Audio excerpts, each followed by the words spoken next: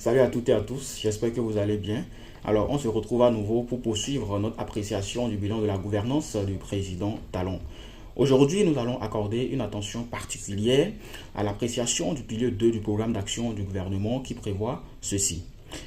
Poursuivre la transformation structurelle de l'économie béninoise. Au niveau de ce pilier, il y a plusieurs actions qui ont été prévues.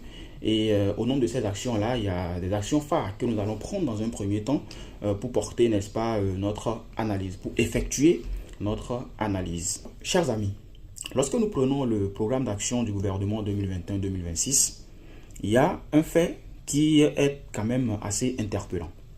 Le coût global de la réalisation du PAG 2021-2026 a été évalué par le gouvernement de la rupture à une somme de 11 milliards de francs CFA.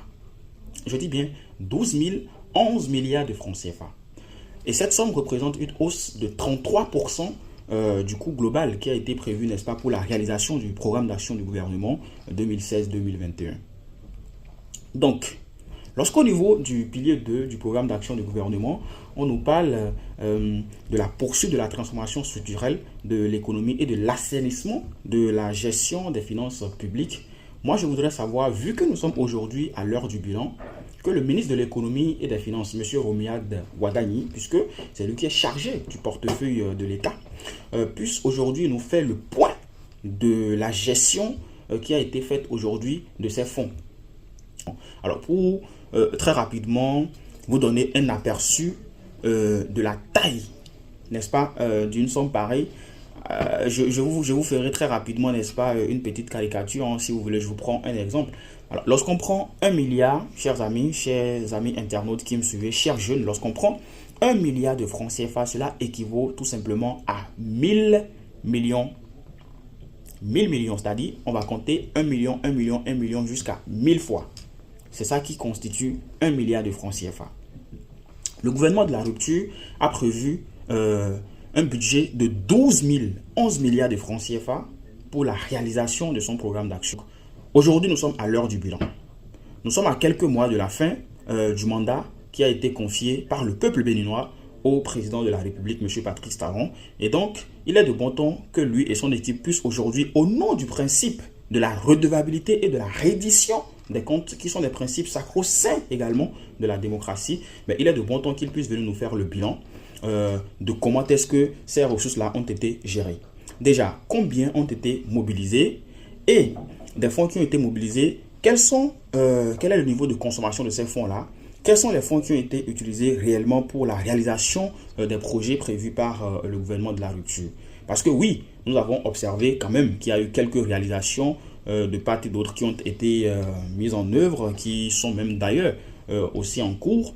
Mais alors, il s'agit quand même d'une somme colossale et on voudrait savoir comment est-ce que ces fonds-là ont été utilisés, parce que c'est de l'argent du contribuable. Au nom du principe de la redevabilité, eh bien, nous voudrions avoir une lumière sur comment est-ce que ces fonds ont été utilisés. Et le premier responsable que nous pouvons n'est-ce pas, interpellé en tout cas sur ce chapitre-là, c'est l'actuel ministre de l'économie et des finances, M. Romuald Wadani, puisque c'est lui l'argentier national. Je voudrais tout simplement attirer votre attention également sur une action non moins importante qui a été prévue par le gouvernement de la rupture, à savoir la poursuite de l'amélioration du climat des affaires.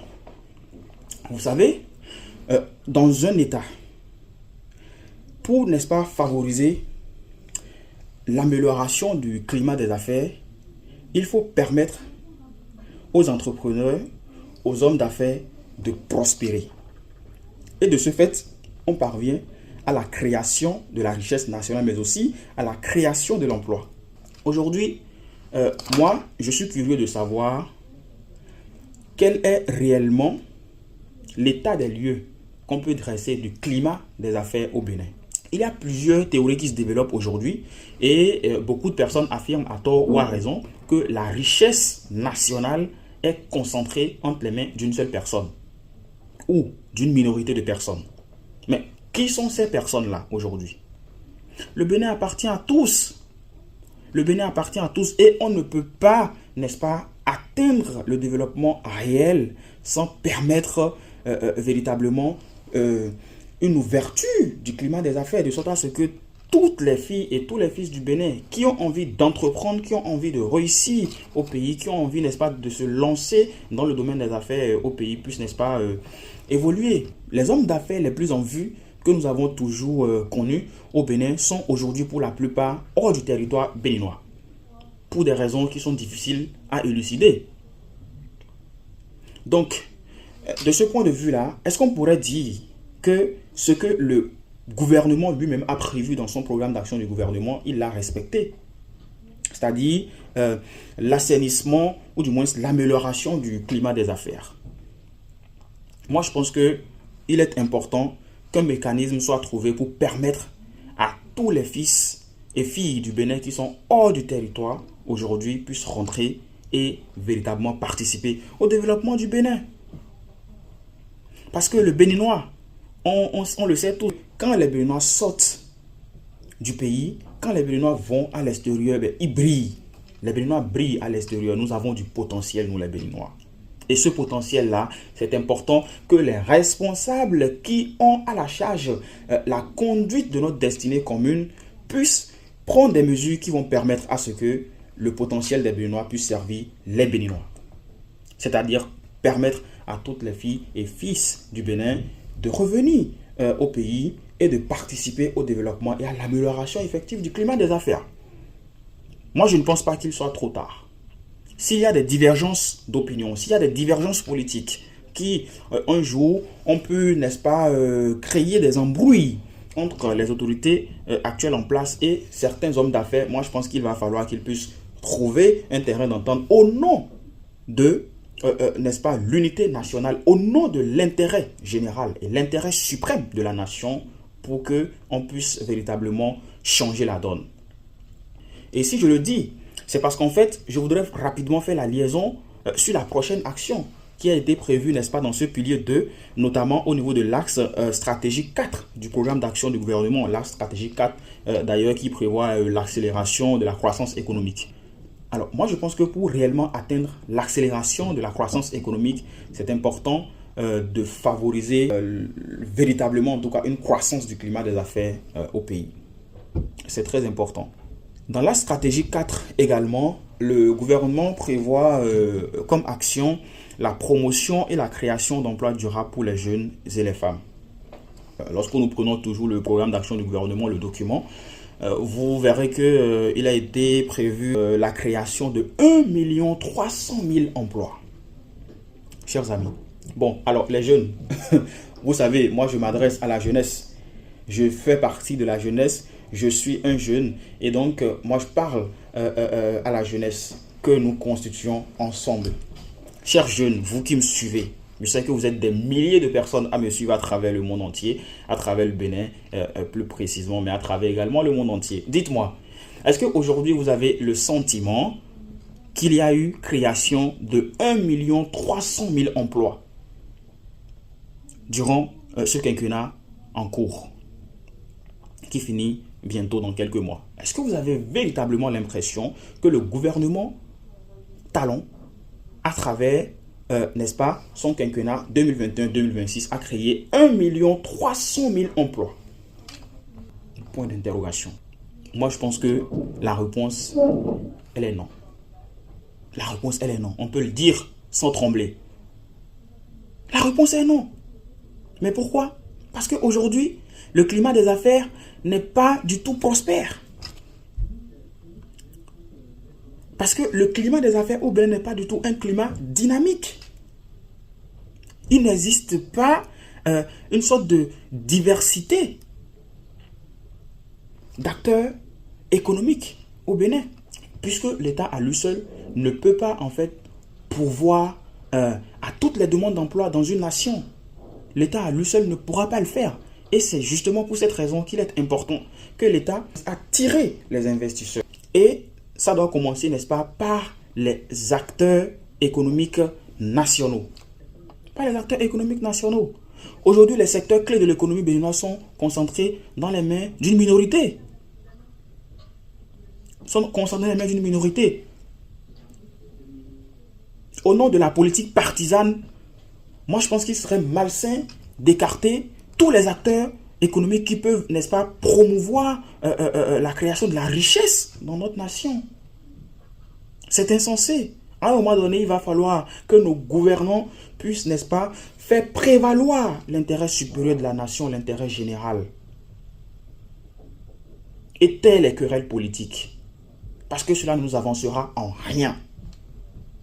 Les grandes nations qui se sont développées aujourd'hui n'ont pas fait de miracle. Lorsqu'il s'agit de l'intérêt supérieur de la nation, de l'intérêt général, du bien-être commun, collectif, eh bien, ils mettent de côté leurs querelles politiques, ils s'asseyent ensemble et trouvent, n'est-ce pas, une solution raisonnable.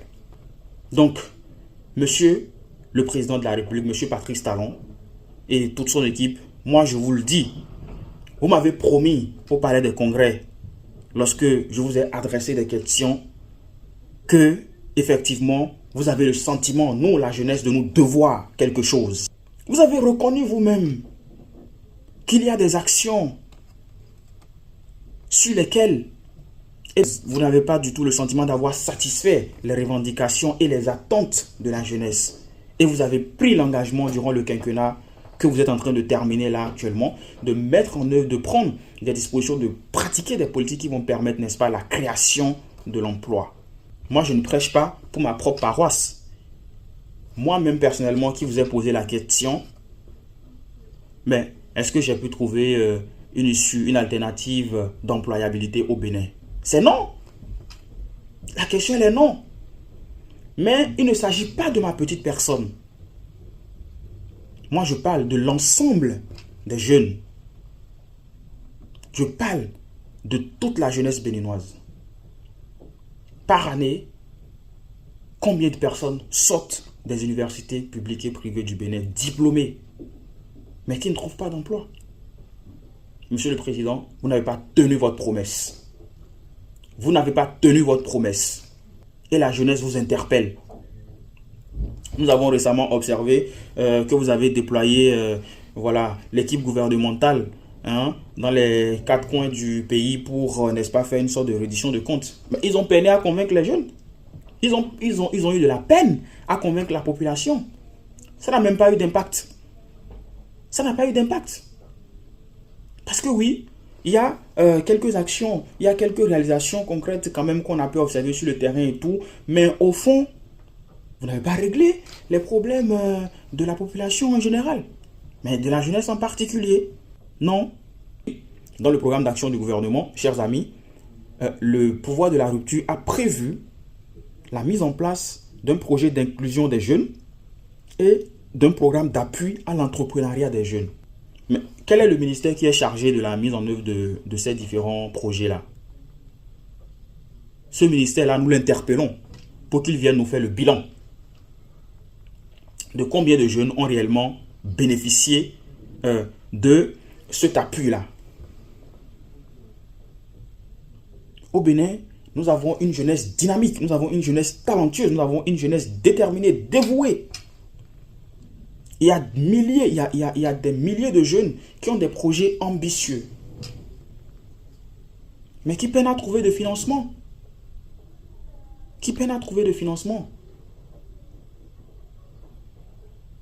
Donc, c'est important que le tir soit corrigé. C'est important que voilà, la donne, qu'il y ait un changement de donne. C'est vraiment important parce que nous demeurons toujours insatisfaits, Monsieur le Président. Nous demeurons insatisfaits. Vous n'avez pas tenu votre promesse et c'est un échec. On n'est pas du tout content, Monsieur le Président de la République. Nous ne sommes pas du tout contents. Lorsque vous prévoyez un portefeuille de 11 milliards de francs CFA, et que vous dites lors de votre prestation de serment que le mandat que vous êtes en train de vouloir démarrer là maintenant sera un mandat hautement social, mais on ne peut pas aujourd'hui avoir un bilan pareil. Le hautement social, il est où? Moi, je vous ai demandé s'il est prévu au chapitre pour ce nouveau quinquennat que la jeunesse sera également révélée, au même titre que vous vous êtes en train de dire vouloir révéler le Bénin. Parce que oui, la première richesse d'une nation, mais c'est son capital humain. C'est la jeunesse qui constitue le premier pilier de développement d'une nation. Donc, pour révéler le Bénin, il faut révéler la jeunesse. Et révéler la jeunesse revient, n'est-ce pas, à appliquer, à mettre en œuvre des politiques qui vont permettre à ce que les jeunes puissent éclore, à ce que le talent, le potentiel des jeunes puisse s'exprimer dans l'espace politique et dans tous les secteurs d'ailleurs de la vie du Bénin, du pays, de la nation. Malheureusement, ce n'est pas ce que nous observons. Malheureusement, ce n'est pas ce que nous observons. Et c'est désolant. Toujours au niveau de l'axe stratégique 4 du pilier 2 du programme d'action du gouvernement, lorsqu'on regarde ce que le pouvoir de la rupture a prévu au niveau du secteur de l'agriculture, on lit qu'il y aura l'augmentation des revenus des agriculteurs. Voilà encore un point qui fâche. Pour être honnête, moi je ne sais pas s'il y a un pouvoir qui a le plus appauvri les agriculteurs que le gouvernement de la rupture. Je ne sais pas s'il y a un pouvoir qui a le plus appauvri les agriculteurs que le gouvernement de la rupture, alors qu'il est prévu dans le programme d'action du gouvernement d'augmenter les revenus des agriculteurs. Monsieur le Président de la République, quel bilan vous-même vous faites sur ce secteur-là?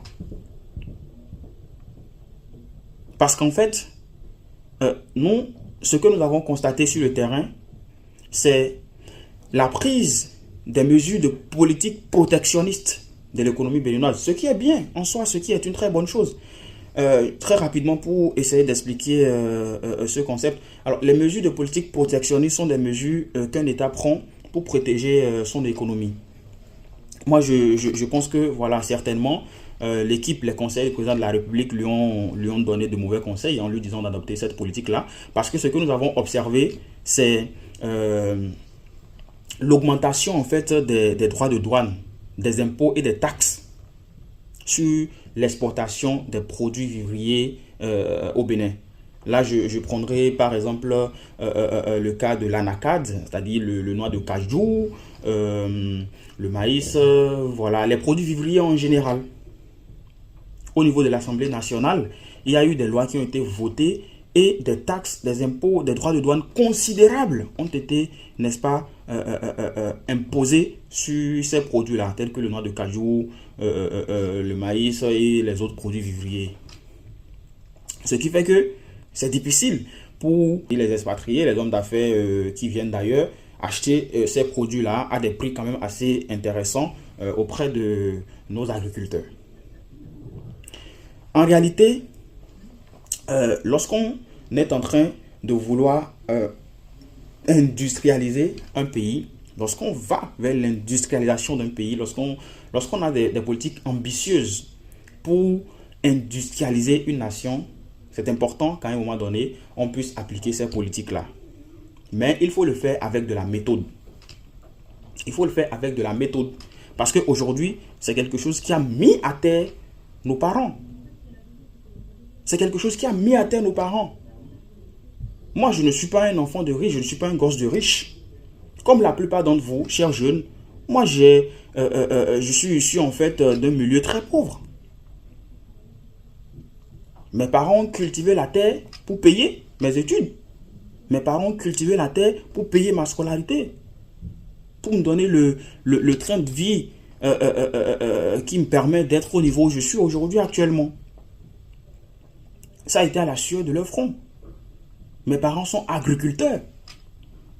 Donc, ces mesures-là qui ont été prises aujourd'hui par le gouvernement de la rupture sont des mesures en fait qui ont mis à terre nos parents. Parce qu'en fait, on achète les produits, on achète les aliments qu'ils ont pris de la peine, qu'ils ont mis du temps à cultiver à moindre coût, à des prix dérisoires. Au nom de quoi? Au nom de quoi? C'est pour ça que je dis, les personnes qui ont conseillé le président de la République d'adopter en fait ces politiques de mesures protectionnistes là, n'ont pas du tout d'inspiration. Ce sont des théories qui ont été développées par des économistes Adam Smith et David Ricardo. Et c'est révolu ça. C'est révolu. Même les États-Unis ont appliqué ces politiques-là à un moment donné. Ils sont en train de les abandonner aujourd'hui. C'est révolu. Nous vivons aujourd'hui dans un contexte de globalisation, dans un contexte de mondialisation. Et donc, il faut permettre les échanges entre diverses nations. Mais en même temps, nous, ce que nous disons, c'est que, oui, si l'État veut promouvoir l'industrialisation et donc a besoin des matières premières pour nourrir en fait le pôle industriel qui a été mis en place, mais ce n'est pas en brimant nos parents, nos pauvres parents, que l'État va y parvenir. Les produits que nos parents, n'est-ce pas, cultivent, mais il faut les acheter à prix raisonnable. Il faut les acheter à prix raisonnable, de sorte à ce qu'ils soient fiers. De sorte à ce qu'ils puissent avoir une certaine fierté de leur labeur. Mais qu'est-ce qu'on observe? Qu'est-ce qu'on observe? Non seulement on achète ces produits-là à prix dérisoire, mais on prend des mesures coercitives pour traquer nos pauvres paysans comme s'ils étaient des criminels. Comme s'ils étaient des criminels. Est-ce que c'est ça le hautement social, Monsieur le Président de la République? Je ne pense pas.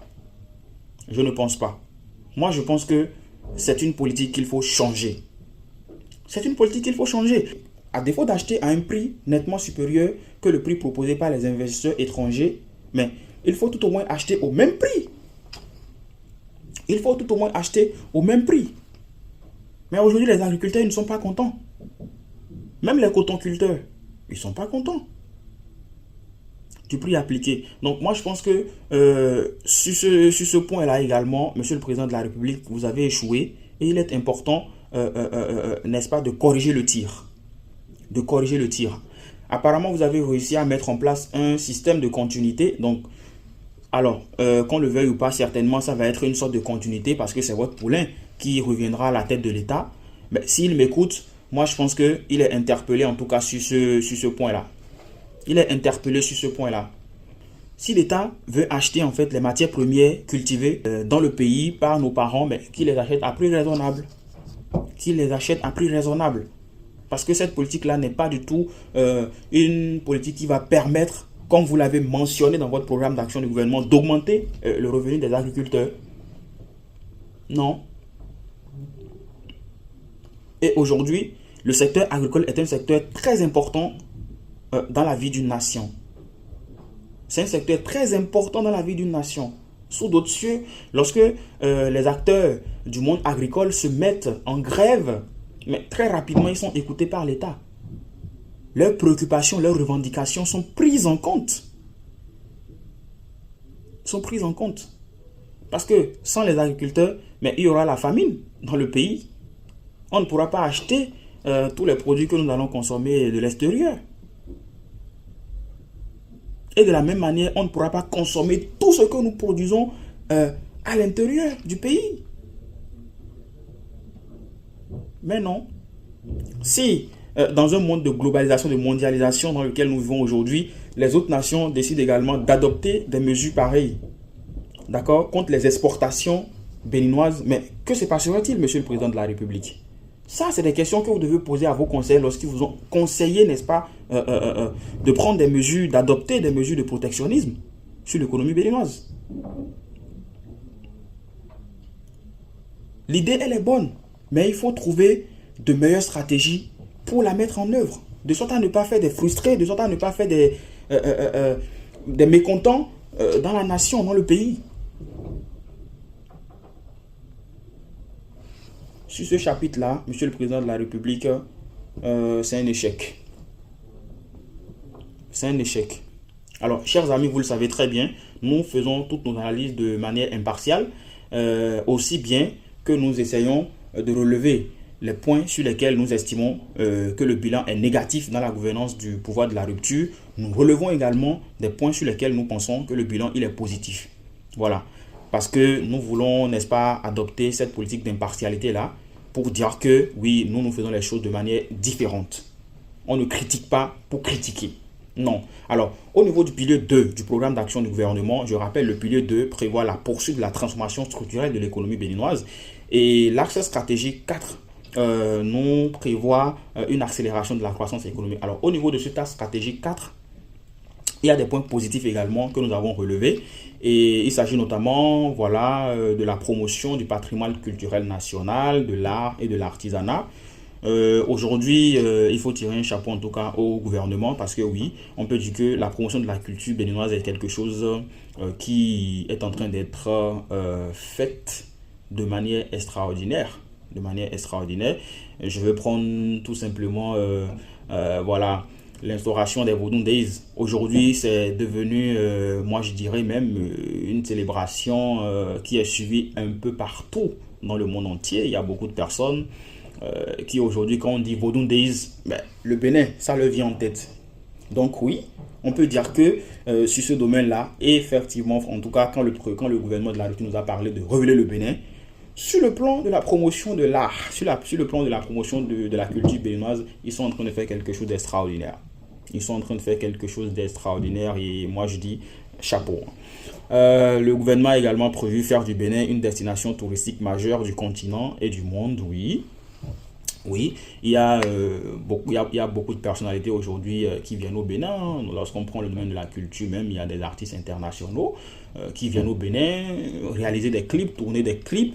Et voilà, dans leurs clips, là, on voit qu'ils mettent en valeur, en tout cas, nos richesses culturelles. C'est quelque chose de très bien, c'est quelque chose d'extraordinaire, en tout cas, dans la vie d'une nation. Moi, je pense que la destination Bénin est en train de devenir une marque respectable. Et ça, c'est grâce aux efforts du gouvernement de la rupture. Vraiment, chapeau. Moi, je le dis, chapeau. Il faut qu'on puisse continuer, en fait, sur cette lancée-là, de saluer les actions du gouvernement de la rupture. C'est sur le point de la stimulation de l'industrialisation. Oui, il est prévu au niveau de la stratégie 4 de stimuler l'industrialisation. Franchement, même si ce n'est pas encore ça, on peut dire qu'il y a un début. On peut dire qu'il y a un début.